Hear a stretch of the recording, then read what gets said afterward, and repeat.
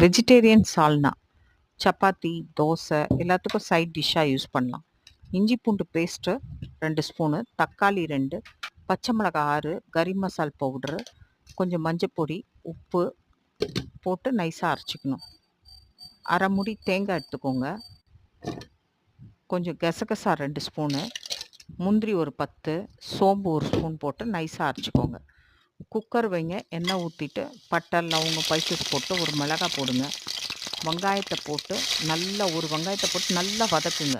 பிரியாணிக்கு வதங்குற மாதிரி வதக்குங்க.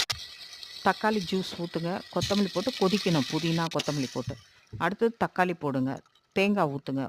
குக்கரை மூடி ஒரு சவுண்டு வைங்க. கடாயில் எண்ணெய் வச்சு கருவேப்பிலை, மிளகாத்தூள், கறி மசால் பொடி, பெப்பர் போட்டு அதில் ஊற்றிடுங்க. கொதிக்கணும். லைக் பண்ணுங்கள், ஷேர் பண்ணுங்கள், கமெண்ட் பண்ணுங்கள். மறக்காமல் சப்ஸ்கிரைப் பண்ணுங்கள்.